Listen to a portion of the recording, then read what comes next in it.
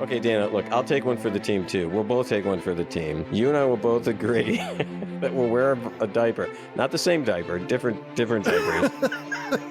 Well, if it's the same, then I'm wearing it first. I'll send it to you. Welcome to Damn It, Jim, the podcast. We are taking you on a trip through 79 episodes of one of the best sci-fi shows of all time. Your hosts for this adventure, Dan Calzaretta and Dana Smith. How's it going, Dan? Going great, Dana. I had a great weekend. How about you? Yeah, pretty good. Can't complain. Going on vacation in a couple of weeks, so looking forward to that. Nice. Are you going to Canada by any chance? No, going the opposite direction. Florida. Ah, Florida. So what are you going to do in Florida? I've got some family down there and just hang out and relax, soak up some sun. So, Dan, you were being a judge this weekend, weren't you? Yeah, Dana. I was in Seattle, actually, judging the regionals for the National Homebrew Competition, which is in June. But because so many beers get submitted to that competition, they have to have beers first kind of do a regional competition, and the winners from that then will go on to the competition in June. Well, that's awesome. Keep up being the judge. I want to get a robe. And a gavel. And a gavel. Jeez, like just hit the gavel when the beer's really good or really bad. Or dispense some justice on that beer. That's a... So last week, Dan, we reviewed the Apple. There was a lot of comments about that episode that we got. Some people said it was worse than the Alternative Factor. A couple people said it's worse than Spock's brain, which we haven't gotten to yet. Right. And a few others said that they thought it was one of the best episodes of season 2. Are they watching the same series we're watching, Dana? And then maybe they thought they were watching Apple TV, and so that's what we were talking about. So. That's good, yeah. There was a few people in the middle, but I'd say the haters kind of outweighed the lovers of this episode. Oh, I'm sure. We won't go through all the comments tonight. We talked about the Prime Directive, whether that was violated, and Lynn Price commented that the residents of Gamma Trianguli 6 didn't seem like they would have been intelligent enough to have created Val. Instead, Val kind of controls them. Some earlier advanced culture most likely had built Val. And Graham Cree replied to that, and that's why the Prime Directive did not apply here. The culture had already been interfered with, and Kirk just undid that interference. We did determine that for our own count that this is a violation of the Prime Directive, right? We did, yeah. Like from the minute the show opened. Yeah, we didn't have any question about it. It doesn't mean we're right. I mean, that was just our opinion. Dan, do you have another comment that we wanted to share? Oh, yeah. Matt Fleming, who's a faithful listener and writes in about almost every episode that we do. He said, guys, I was about to piss my pants this week laughing. I guess I need some of those adult diapers if I'm going to listen to your podcast. If you can snag this sponsorship, maybe you can work old Schmitter into the advertising. Dan, when we first came upon Schmitter, I knew that was going to stick around for a couple episodes. I had no idea it would carry on for so long, and that our loyal listeners would be so adamant that it carries on. So yeah. Now, we did have a listener at one point said that she thought we were overdoing the Schmitter thing a little bit. I mean, I can see that, I suppose, but I don't know. I still find Schmitter funny. I can't get the line out of my head. Schmitter, like the rest of them, burned to a crisp.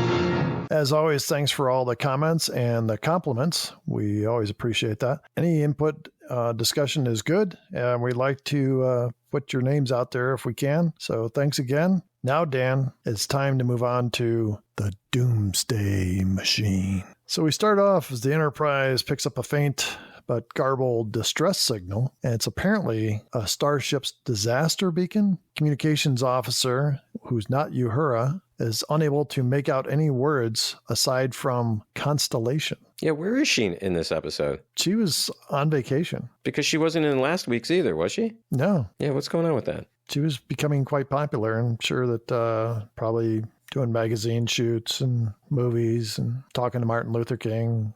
I meant the character, not the actress. Oh, where do all of our characters go?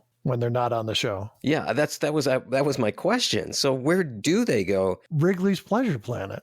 That's where they all go, right? Well, that would be really good, but they'd have to get there, and how does that happen? I mean, in the next generation, they've got the holodeck, they've got some entertainment stuff that happens. We don't really see that to any great extent in the original series. I mean, they have the rec room, but you're not going to spend like a week there, you know?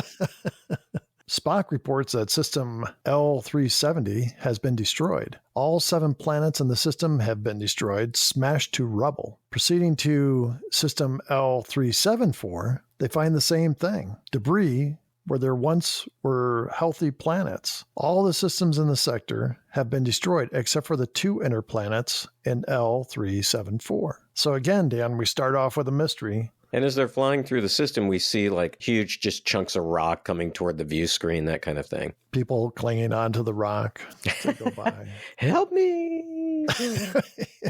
See somebody get smashed into the view screen like a bug on the windshield. What if they got windshield wipers? No, Sulu has to go out there and just clean it. Yeah, just open up the side window. Just reaching out with a squeegee. With a squeegee. In L374, they find the USS Constellation, commanded by Commodore Matt Decker. It's now just drifting, and it seems to be abandoned. So since they're unable to determine what caused all this damage to the Constellation, Kirk immediately assumes it was attacked, and he puts the ship on red alert. Well, and we kind of get a view of it, right? Off in the distance. You can tell something's wrong. Oh, yeah. It's all like cockeyed. It's funny because the next scene, Kirk is standing in front of a sign. It's a big red flashing sign, and it says condition alert in red. And so I was wondering if it's like a yellow alert, if that sign flashes yellow. Kirk decides to board the Constellation. He's going to take McCoy and Scotty and 3 other crewmen aboard with him. So they beam over, and the ship looks quite beat up. Kirk reports back to Spock, who's in command of the Enterprise, that there are no survivors and no bodies either. Scotty and his team check the engine room and determine the warp drives are a hopeless pile of junk. Says the impulse engines are barely usable and the phaser banks are out, and he suggests they must have put up quite a fight. Can Scotty ever catch a break? You know, it's like, Captain, everything's working just fine. Everything looks good. We're good to go. Don't worry. Hey, Dana, we both really need to work on our Scotty impressions. Those are bad, both of them. You weren't even trying. I didn't even think. It sounded like you were not even trying, Dana. There was one where I tried a little bit, and you said that was really good. Yeah, it was last week. It was like you said 1 or 2 words. Yeah. Yeah, well, that's what I was just going to say. If I can keep it just down to like 2 words, I think I can pull it off. I think you're right. Aye, Captain. That still sounds like too much of a pirate. Yeah. I got your dilithium crystals right here, Captain. That might have been a little closer. Something to work on. I'll start practicing on my way into work every day. Yeah, you should, yeah. They go to the auxiliary control room, and Kirk spots Matt Decker. And Decker says, that thing. And then he goes into shock. And Kirk acts like he's ready to beat the crap out of him. Right, yeah. He's like, Decker, what was it? What was it? And he's like, got his fists clenched, and he's like leaning into him. So McCoy says he's in a state of shock. Then Scotty finds the duplicate log of Commodore Decker's. And Kirk says he wants a full analysis of these logs and orders that they get these logs to Spock. Right. And when he kept talking about an analysis of the logs, I was thinking, in the future, I guess they don't have to do colonoscopies. Yeah, they just go and look at the logs. Yeah. So Decker starts saying that they tried to contact Starfleet and they couldn't run. And Kirk asks what happened. And Decker says, they say there's no devil, Jim, but there is right out of hell. I saw it.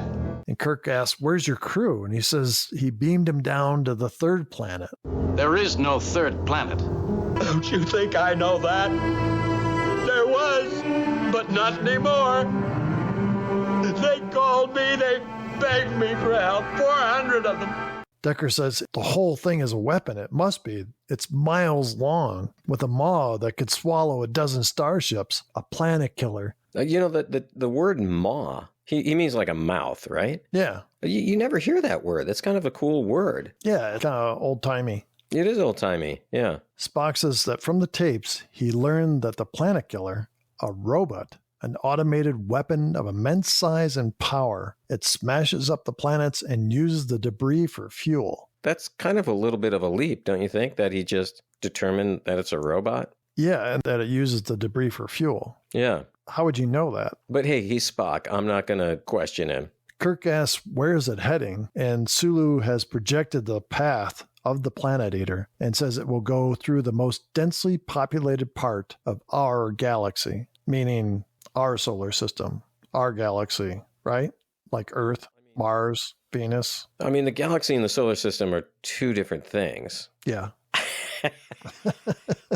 I mean, our solar system are the planets that revolve around our sun. Yes. I should say orbit our sun. But the galaxy is made up of billions and billions of stars. That's a good Carl Sagan. It sounded more like a Muppet. No, so our galaxy is made up of, who knows, several billion stars. So we are one star among several billion in the Milky Way. You seem skeptical of this, Dana. No, I'm trying to keep from yawning. Oh, my God. This was the problem I had in science class in high school, by the way. It's just, as soon as somebody started explaining something technically, I was, fall asleep.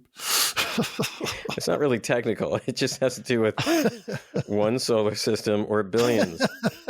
I mean, it's pretty easy, really. What kind of grade you get in that science class, by the way? Moving on. My old science teacher's probably listening to this going, oh, yeah, I remember Dana. That guy. Sleepy Dana, we call them. Yeah.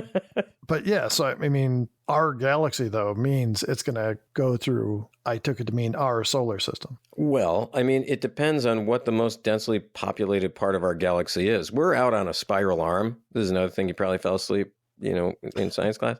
But our galaxies, don't let your head hit the microphone. It's really annoying for the listeners.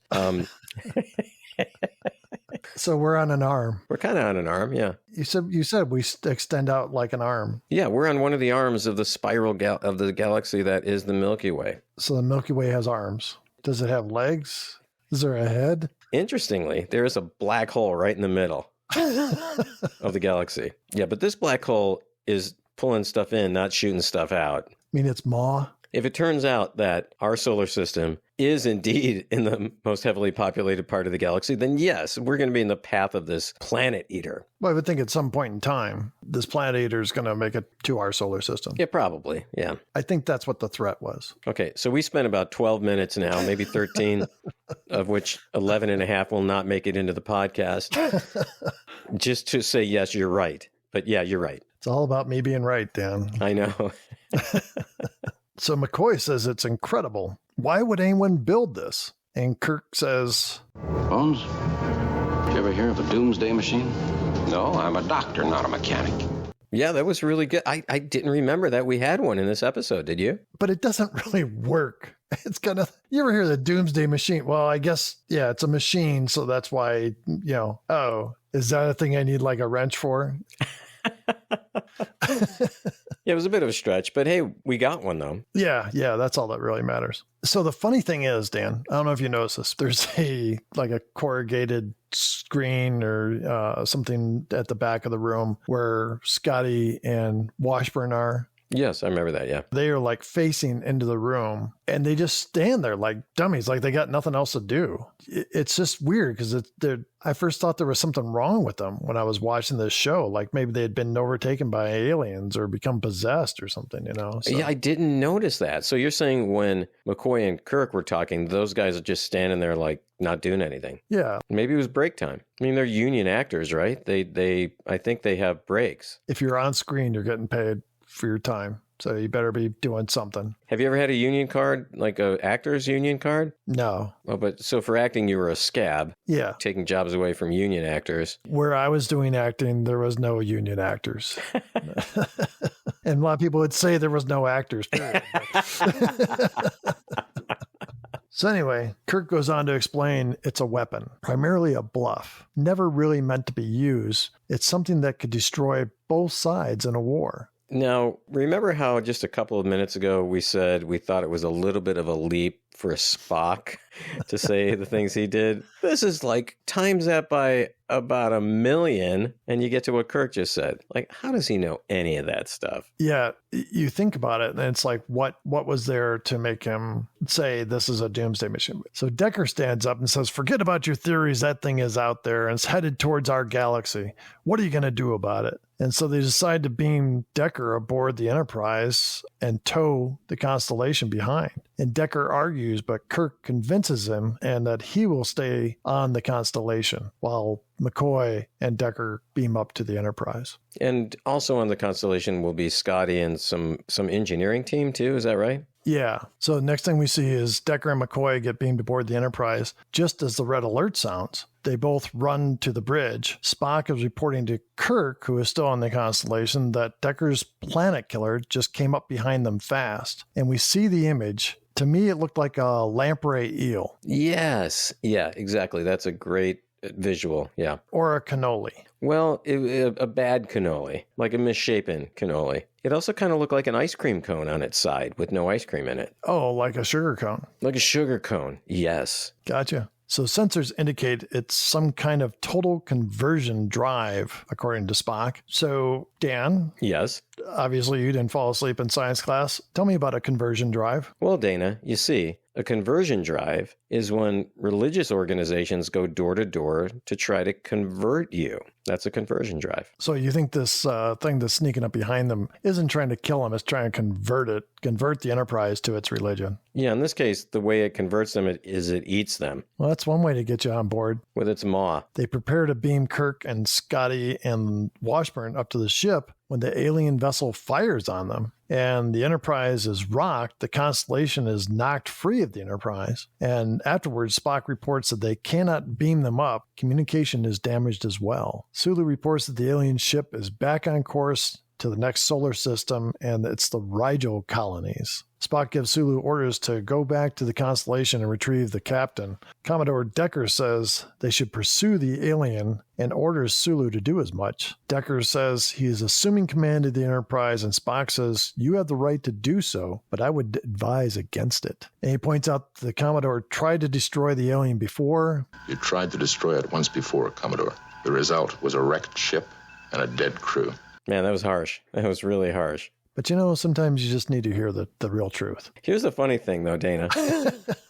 Like, we're trying to be serious talking about this episode. Last week, we talk about adult diapers for I don't know how much of the show, and it's freaking hilarious. And now, like, we try to be, a little bit more serious, and we can't pull it off. It's one of those nights. It just seems to be one of those nights. We might have to record this again tomorrow night. Oh, God, no. No. I mean, Dana, look, there's no diapers in the show to talk about like last week. I think Decker had been wearing diapers. Oh, yeah, you're probably right. Yeah, he had to because they'd been there for a while. Yeah, he put his whole crew down and he was in the auxiliary command center, whatever it was. Right. He wasn't going to leave his post, so he's going to sit there and soil himself. I bet he was ripe, just ripe. Why do you think Kirk was like, you go back to the ship. Get yourself cleaned up. Yeah. Take the doctor with you because you're going to have some like diaper rash or something going on there. So Dana, like the astronauts, when they went to the moon, they had some type of diaper system, didn't they? I have no idea. I mean, I don't think the Apollo craft had a toilet, and I don't think the lunar module had a toilet. And they weren't digging a hole and taking a crap on the moon. I mean, Wow. First thing that came up, how the Apollo astronauts used the bathroom. There was no bathroom on the Apollo missions. Instead, NASA astronauts peed into a roll-on cuff and pooped in bags that were kneaded, rolled up tight, and took back to Earth. Why didn't they just throw it out the window? Yeah, their windows didn't roll down. Oh, so wait, I don't quite understand this. They pooped into a bag. Okay, does that mean, how did this work? It wasn't a diaper. It was like they took off their spacesuit or whatever they were wearing, and they pulled out like a Ziploc and... Maybe it's something like they had, their suits were really bulky. So maybe they had like a whole chain of them like on their backside. And so you just kind of like pull it through to the next one. It kind of clicks and then the bag opens up and you poop and then you just pull it up and unhook it up front, zip it tight, roll it up. I'm just trying to picture this mechanism. It's got a little crank on the side. Roll it up. Oh, God. Hey, Neil, can you crank me up a little bit? Talking about going where no man's gone before. Seems like a diaper would have just been easier. We've determined, I think, that they didn't wear diapers on the Apollo moon mission. Is that what we've determined? That's what we determined, Dan. The reason I brought this up, Dana, is you mentioned Commodore Decker getting diaper rash. And I was just wondering, did the astronauts get diaper rash? And I guess the answer is no, because they didn't use a diaper. I wonder if that was an option, though. Yeah, I mean, it's like, hey, do you want to poop in a bag and bring it back with you? Or just poop in your adult diaper? What would you do? I'd be afraid of diaper rash. You see the capsule, you didn't have a lot of room to move around. I mean, how did you get out of your suit? Well, I mean, once they were in space, they didn't have to wear the whole spacesuit anymore. They were just in jumpsuits or... Yeah, whatever. Yeah. Now, they do, however, when they're on spacewalks, they do have diapers. Because you're not just, dropping trow, pinch a loaf in the middle of a spacewalk. I mean, that thing would freeze immediately. Your ass would freeze immediately. Whatever else you had hanging out. That thing entering the atmosphere, Is it a meteorite? It's a corporalite. Isn't that what a fossilized dinosaur poop is called? Corporalite? See, Dan, that's another class I fell asleep in. What is this conversation? Wow. Okay, so no diapers except on spacewalks. Okay. All right, maybe we should move on. Look at the things we learn on this podcast. Yeah, I mean, people are learning a lot about stuff. Why they don't want to listen to our podcast. If these guys would just stick to the show. Just stick to the show. So Decker says he will not make the same mistake as before, as they were too far away. He intends to hit it with full phasers up close. So Spock says that the alien ship is solid neutronium and will not be affected by the phasers. Decker says, "You have been relieved of command." This scene was really good, I thought. Very tense, very tightly scripted. The cuts back and forth between Decker and Spock and McCoy, I thought were really well done. So the Enterprise quickly catches up to the alien, and on the Constellation, we see Kirk is effecting repairs. Scotty says the impulse engines are a mess, and Kirk suggests using the warp drive circuits to manage the impulse engines. Scotty says, "I can do it." See, that was good. And that was 4 words. "But it will make the ship tough to handle." Not so good that time. So the Enterprise is close to the alien, and the alien fires on them again. Spock reports that the deflectors are damaged, and they can't take another hit like that. On the Constellation, they're nearly ready to try the impulse engines. Kirk struggles to get an image on the screen, and then when he does, he sees the Enterprise firing phasers on the alien, and he asks, what the hell is going on? The Enterprise gets hit again. Palmer reports that severe casualties on decks 3 and 4, and then they get rocked again, and then all of a sudden the firing stops. Spock reports that they're in a tractor beam and being pulled inside. Into the maw. The Constellation fires at the beast, and the Enterprise is able to break free. Now, did you see this? Sulu and the other helmsmen are like bouncing in their seat. Yes. And nobody else on the bridge is even moving. Right. Not even like swaying a little bit. Yeah. It's funny because they like bounce a little bit and then they just kind of stop. Palmer reports that the ship-to-ship communication is working again. They put Kirk on audio. And Decker says, "I assume command according to regulations." And Kirk says, "So you're the lunatic that almost destroyed my ship?" Then he orders Spock to relieve Decker of command. So Decker turns the bridge over to Spock, and then Spock orders the Commodore to report to sickbay for an examination. And next thing we see is Decker down by the shuttlecraft hangar deck. So on the shuttle deck, we see the shuttlecraft take off and exit the Enterprise. So Kirk asks, why are they launching a shuttlecraft? And Palmer tries to raise the shuttlecraft. Decker finally responds. He says, "There's no way to damage the ship from the outside, so I'm going to take this thing and fly it right down its throat." We see Decker flying in. He goes like kind of like a silent scream as he goes in, and the lights get really bright, and he disappears into the maw of the alien. What did you have for dinner? I could hear it just sitting here. That was the last sound we heard from Decker. What were the name of those adult diapers again? North Shore Adult Diapers. Oddly enough, they did not contact us to be a sponsor. So weird. I know. Thought we did a good job. Yeah, sure. We're going to get a couple emails from them. Cease and desist email. What if they sent us like a sample and said, if you before we sponsor you, we want to know that you actually have tried our product and that you believe in it. You can really back it. So if they, so Dana, if they sent us a sample and said, you've got to wear it for like an entire day and you have got to make poopies, would you be willing to do that? Oh, yeah. There was like no hesitation, Dana. There's like no hesitation there. I dream of the day I go back to diapers. You know what I mean? It's just... let's just, before we move on, I just want to make this clear. You're going to wear the diaper. Well, I just assumed if I was going to wear one, you were going to wear one. No. It's a bad assumption, Dana. So again, just before we get back to the show, which we're going to do momentarily because we're almost done with this godforsaken thing, you're going to wear the diaper. It would have to be more than one day. If you don't poop in it, you got to keep wearing it. But the thing is, you got to do both. Otherwise, the experiment's not valid. Yeah, I can normally do both at the same time. God, this is... Welcome to a show. Welcome to the show about Dana's bathroom habits. He's just informed us. Oh my God.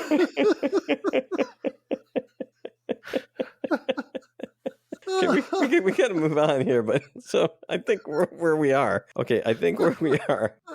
And listening back to the show will I think, verify this fact. Okay, Dana, look, I'll take one for the team too. We'll both take one for the team. You and I will both agree that we'll wear a diaper. Not the same diaper, different diapers. Yeah. Well, if it's the same, then I'm wearing it first. I'll send it to you. I got tears streaking down my face. I'm just dying here. All right, we've established a few things, and we got to move on. So we're going to move on, really. We promise, listeners, if you've made it this far. We got to hit the ramble jar a few times. Okay, so Dana's going to wear a diaper. I'm going to wear a diaper. Separate diapers, not the same diaper. Okay. So that we've established that. And then we have to find some kind of metric to determine whether we endorse this diaper. North Shore's only going to send us one each, probably. I mean, right? They're not going to send us multiple diapers. Well, knowing how full of shit we are, they might send us a couple boxes. Maybe what we should do is ask the North Shore adult diaper people what they want, and then we'll go from there. Go away. That's what they want. Never mention our name again. Okay. Yep. Okay. Can we get back to the show now? So Spock checks and says there was a drop, but it's negligible in its emanations. That wouldn't count. That would not count for the diaper thing. Cannot be negligible. Got to be objective evidence. Oh, son of a... So the transporters are working now, but Kirk says he and Scotty will stay on board. Spock says there is little to be gained by staying on the Constellation, and Kirk says, except for the destruction of that thing out there. Kirk asks Spock, Am I correct in assuming that a fusion explosion of 97 megatons will result if a Starship impulse engine is overloaded? No, sir. 97.835 megatons. But that line by Spock was pretty funny, I thought. it's what makes Spock Spock. And he's had that kind of response several times throughout the first and second season, where he's corrected Kirk. Kirk's plan, however, is not to penetrate the hull, but to trigger the explosion while the Constellation is inside the alien machine. So he orders Scotty to rig a 30-second delayed detonation device for the impulse engine overload, which Kirk can set from the auxiliary control. Kirk says he's going to ram the Constellation right down that thing's throat. Scotty shows Kirk how to set the timer and says, "See you, loser." And I actually set it to go off in 20 seconds, but you'll figure that out in a minute.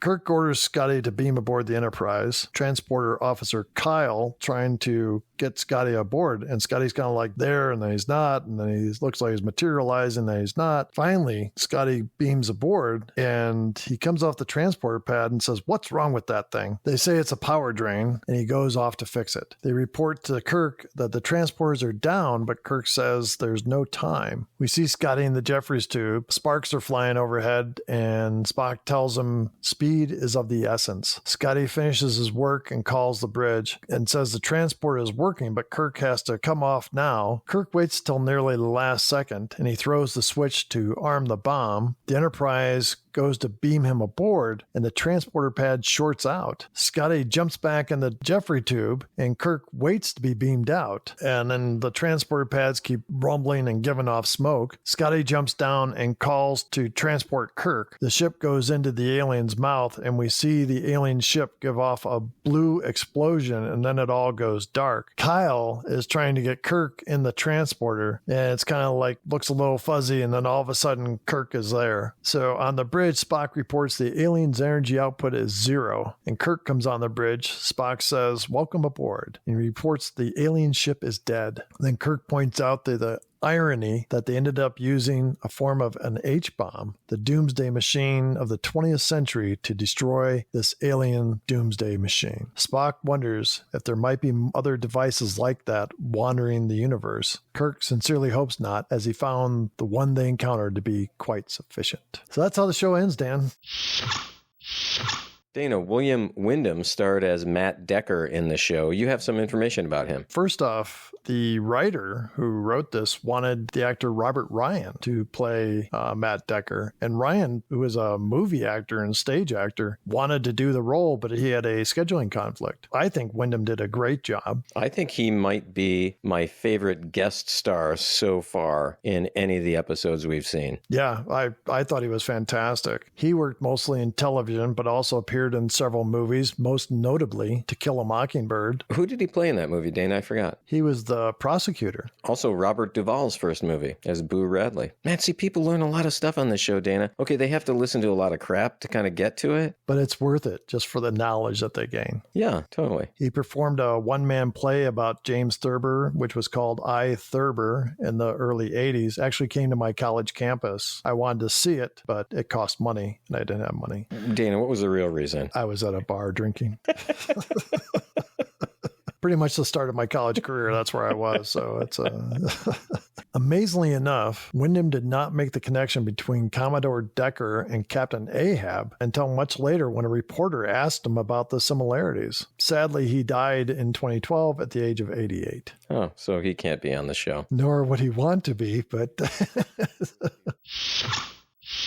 Dan, do you want to talk about themes and dilemmas? Yeah, I think the last scene, it was like getting hit over the head with a frying pan, and it would have been even more so for the people in the 60s when Kirk says, you know, something about the Doomsday Machine of the 20th century was the hydrogen bomb. In 1967, they were only 6 years removed from the Cuban Missile Crisis. People would have remembered this, where the world was brought to the brink of nuclear war, probably within hours or less. Today in 2023, we don't really think about nuclear weapons very much, but yet both countries, the United States and Russia, as well as others, are armed to the teeth. And one mistake could bring this whole thing crashing down. So what about you? What dilemmas did you see in this episode? You know, for Kirk, it's obviously to stop this machine. For Matt Decker, it's an obsession. It's revenge. The whole Moby Dick thing, you know, really stood out to me in this episode. But then at the end, revenge is never as sweet as we want it to be. Dana, what was one of your best parts in this episode? William Wyndham. I was really impressed watching this again, how good he was, how on the verge of insanity he looked. Do you have another best part? Yeah, I did. I thought the pacing of the action in the show was really good, especially when Kirk is trying to destroy the machine. I mean, it all, I thought, went really, really well together. How about you? Did you have another best part? Scotty saves the day. I mean, he set up the timer. He fixed the transporter. Dana, what was the worst part of this episode for you? This seems like a nitpicky thing, but the navigator sitting next to Sulu, when he wasn't bouncing around in his seat for no reason, looked bored as shit all the time. He didn't have any lines, did he? No, probably because of his poor attitude. How about for you, Dan? You got any worst parts? When the planet killer is destroyed, it shoots out what looks like, you know, would come out of fire extinguisher, this kind of smoky stuff. I mean, it was kind of anticlimactic. How about you? Know the worst part? No, Uhura. Palmer did a fine job, but it's just not Uhura. I miss her when she's not there.